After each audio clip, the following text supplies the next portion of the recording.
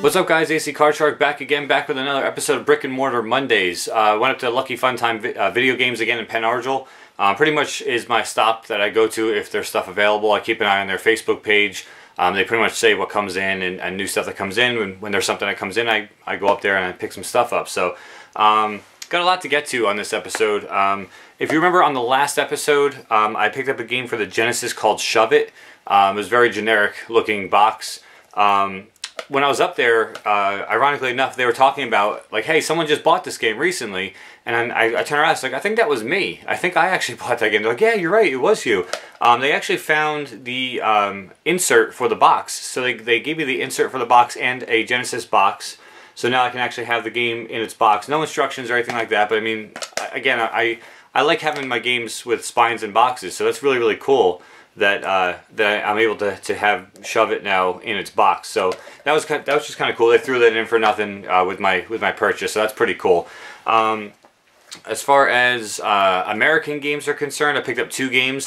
One for the Sega Genesis, just because it looked like fun and it was complete in box. And that game is called Tin Head. And it kind of reminded me of almost like a Mega Man character in a way. And if you look at the back, it's like a platformer game basically. And it just reminds me a lot of like a Mega Man type game, and it just looked like a lot of fun, so I picked it up. For the price it was definitely well worth the purchase and trying it out. So Tin Head for the Sega Genesis. And then I did find one NES game I didn't have. It's complete in its original box. The box is a little bit messy, but I mean, just to find it in its box, and it's a game I don't have. Again, well worth the price of admission, so to speak. But that game is called The Ultimate Stuntman. As you can see for the NES, it's complete in its box here. It's got all the different Mega Slug. It's got a whole bunch of different games and stuff. Aqua Power Jump, Techno Beast, like just crazy stuff. And I'm going to take it out of the box just to show you. The game is actually in its baggie still, which is awesome. And it's one of those Camerica games, which has the crazy looking cartridge. So the crazy looking cartridge there, as you can see, it's like a gold. It does have the little like dip switch thing, kind of like the Fantastic Adventures of Dizzy and Big Nose the Caveman, all those kinds of games. So it was like I said, a game I didn't have yet, and the fact that it came complete in box, instructions and everything included, again, definitely worth paying the price. So picked that one up to add to the wall back there. And then they just got a shipment from Japan of all these Famicom games, and that's what I saw on Facebook. That's when they posted that up, I said I have to get in there. I contacted the guys up there at the store and I said, are there any titles that I really need to know about? Because I'll have them please put them aside for me. I'll come up and pick them up. So they put seven games aside for me that I knew I was going to come up and buy, and it was a buy two get one free. So that was even better. They were having a sale because of the influx of games they just received. And then they also said they got a whole bunch of more like common titles, stuff like that, and they had some sales going on. So I picked up a whole mess of Famicom games, guys. I have to rearrange my shelves in order to fit them all, to be honest with you.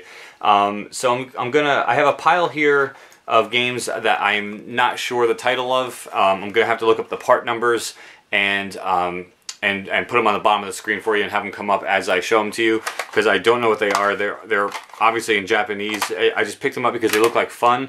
A lot of these were in, actually I think they all might have been, all but one I believe were all in this. They had a special bin of games, of common games they were looking just to unload, and they were 99 cents a piece. So I picked them up just if they look like fun, honestly. So this game, again, I have no clue what this is. Title will hopefully pop up at the bottom as long as I can look up the part number and find it for you.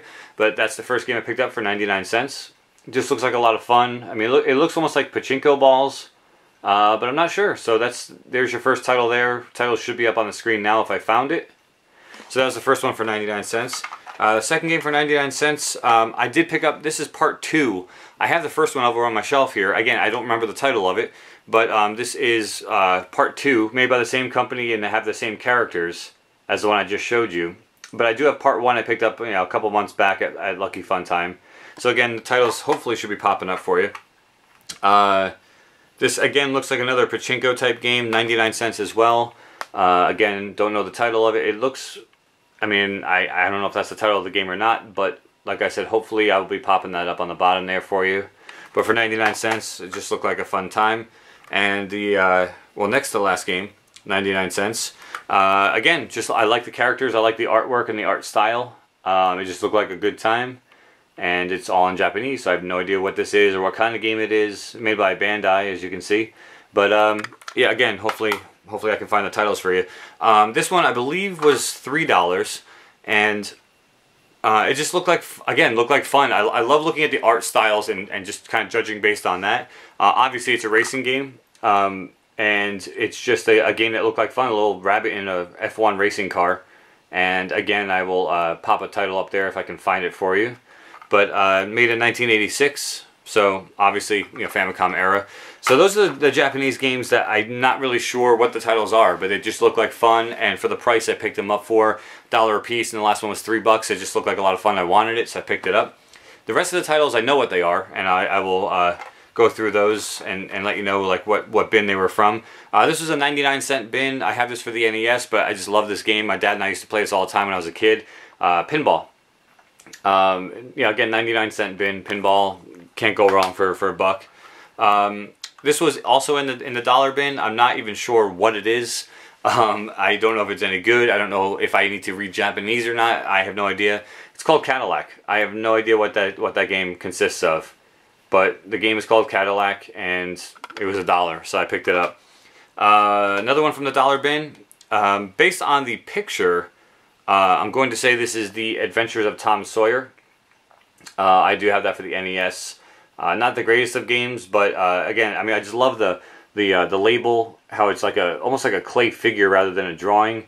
But based on the writing and everything else, it looks like The Adventures of Tom Sawyer. So I picked that up for $1. Let's see. I'm trying to find the rest of the dollar bin ones here. This one again, more than likely this has some Japanese to be read, but I couldn't pass it up just based on the art style and the name of the game. But it's called The Money Game 2, and you know, it just looks. I have no idea if that's like Wall Street Kid or if that's something like along those lines. It could be something like that. Who knows? But I will definitely play that and let you guys know if that's any good or not. Let's see, more 99-cent games. Picked up Soccer, just the original soccer game. You know, just generic soccer game, same as the NES. But for $1, I'll be more than happy to add that to my collection. Let's see what else I have here. These are all, let's see. Alright, so I picked up this one. This one was $3. But just a classic game and just awesome to have the Japanese version of. As you can tell, guys, that's Ring King. You know, obviously you can tell by that screenshot right there that it's Ring King, and then you've got the little dude over here, and then if you look at the spine actually has a label with some Japanese writing, and then the Ring King characters there, so you can tell that's definitely Ring King. For $3, I'll pick Ring King up, or the Japanese version of it. Let's see, for the rest of these, I think we're the buy two. Oh, I'm sorry, I have two more dollar bin games. First one is the Black Bass, which I just thought was awesome because I mean, if you look at the art style. You got the bass with like the bow tie and the hat on and stuff. It's just kind of neat. So I picked that one up, and then along the same lines, I picked up from the dollar bin, which is awesome. This I don't believe this actually came out in America. I could be wrong, but the Black Bass 2. And the Black Bass 2, I mean, the Black Bass 1 was terrible, and I'm sure this is probably no better. But if you just look at this picture. It just looks bad. I mean, it just looks very like sexual and terrible, and especially where he's holding the fish and his face and everything else. I got that just to laugh at, honestly, just to laugh at the cover art, and I'm not focused. There we go. So Black Bass 1 and Black Bass 2, I picked those up. The remainder of the games were a little bit more expensive, but these were part of like the buy two get one free deal. These were, I believe, $5 a piece. But like I said, every two you got one free, so it wasn't really terribly expensive. First one I did pick up was Tecmo Bowl. You guys know I love me and my football from the NES days. The little rabbit dude, if you remember from the menus, he was in that.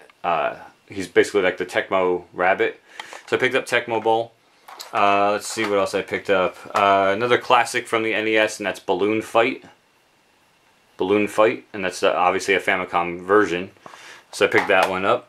I picked up Urban Champion. Again, I just love the art style. I know a lot of people have questioned why I got into Japanese gaming when I can't read Japanese. A lot of the games back in the day, you didn't need to read a lot of it. I mean, there are a lot that you do have to read, and I just try to kind of get through those as I can. But I mean, it's just, as an NES fan, to have the Japanese versions of the NES games are just awesome. There's a lot of games like the Black Bass 2 that I don't remember seeing out in America. Again, I could be wrong about that one. But there are a lot of games that didn't come out in America, and they were just on the Famicom, like Devil World and games like that. And, you know, it's just really, really awesome. I mean, why not get into Japanese gaming? That's a better question as far as I'm concerned. But another terrible game, but one that was just awesome to find the Japanese version of, that is Super Pitfall. It's kind of neat to see like the different versions from another country too, of the games. But Super Pitfall right there. Let's see, I got an awesome pickup, especially for me because I'm a Pac-Man fanatic, as you guys know. But I did pick up Pac-Land. And games like that, obviously, you don't have to worry about Japanese. Honestly, you just kind of click through the menus and then get to the gameplay, and you don't really need to know how to play the game. So, Pac-Land. I did pick up another one of my favorites as a kid, and that is Popeye. Popeye for the Famicom system. Loved it in the arcades, loved it on the NES. So as a kid, Popeye was one of my favorite cartoons growing up, so picking up Popeye for the Famicom is just like a no-brainer for me. And then the last four I kind of feel like really ultra special. Just games that are classics, as well as some games that didn't come out in America, again, as far as I know. But the first one I picked up is one of the classics, that's Donkey Kong. I mean, just to have a Japanese version of Donkey Kong is just absolutely amazing to me. So just a generic label and just a generic red cart, but awesome nonetheless. And then the other game I picked up that's a classic is Donkey Kong 3. I have these both for the NES, but to have the Japanese version, again, is just absolutely awesome for me to have. And then the last two games I picked up, I know for a fact one is not available in America. The other one, I'm pretty sure it's not available in America. But I'll have to look that up and see. The first one I picked up, and the only way you can really know what it is by looking at the label, and that is the original Goonies. It's got a couple of teeth marks, looks like a dog got to it, but still plays nonetheless. But the original Goonies, if you guys remember, the Goonies 2 came out in North America here for the NES, but the Goonies 1 did not. And it always confused the hell out of me as a kid. I got the Goonies 2 and I loved it as a kid. I'd go to the store asking, hey, I want to buy Goonies 1. And they looked at me like I had 3 heads because they didn't know of a Goonies 1 for good reason. It never came out here. I'm not sure why, but it never did. And there's the spine on Goonies 1.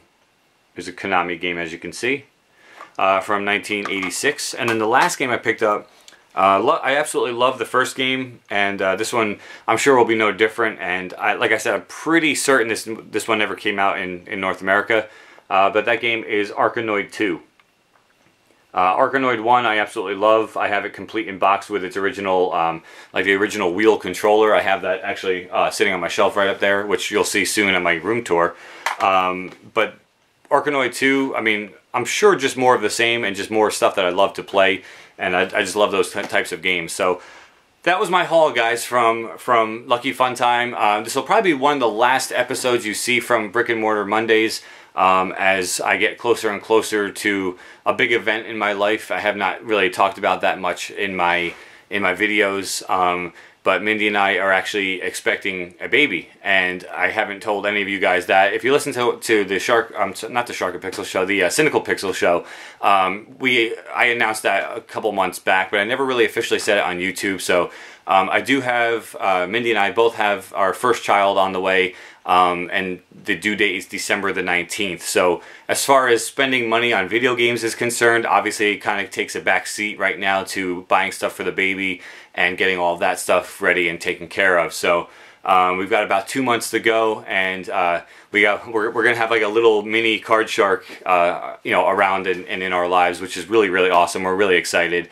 And I just want to also say congratulations to Jill Poo 3, who is also now newly engaged and expecting his first child. I saw that on his channel, so congratulations to him.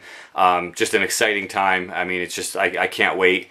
And you guys will definitely have an introduction to our little mini CardShark here. So as soon as that new edition comes along, that'll be a recent pickups video that I definitely put out. So But like I said, guys, I'm working more now on organization of the game room, as well as I'm going to probably start doing some review videos, because I have a slew of games sitting here. I mean, you see these here. I've got another wall right here that you guys can't see, and another shelf over here that you guys can't see of all these games. So in combination of trying to keep my channel going for you guys and to keep making videos, because I do enjoy doing this, as well as trying to save some money because of the baby on the way, I'm probably going to start doing a lot of gameplay and review videos. That way I don't have to go out and purchase anything new. I can just go through my entire collection and just pick out some games, and some good ones, some bad ones, whatever, and actually still continue this channel and just take it in another direction. So I do have some of the systems set up towards the iMac there. I have to work on getting some capture devices for the iMac, and then I can start down that road and kind of maybe take the channel in that new direction. So like I said, guys, Brick and Mortar Mondays, pickups are going to be slowing down a lot now because we're getting down close to the date. And I got to sock that money away for diapers and for strollers and all that kind of stuff. It's just stuff that I've never had to do before, but exciting nonetheless. So like I said, guys, in a couple of months you'll be seeing that recent pickups video, what we pick up from the hospital. So that's going to be it for Brick and Mortar Mondays for at least for a little while, guys. Hopefully you enjoyed and all these new pickups, and I definitely will enjoy playing them and reviewing them for you guys. So till next time, guys, ACCardShark, take care.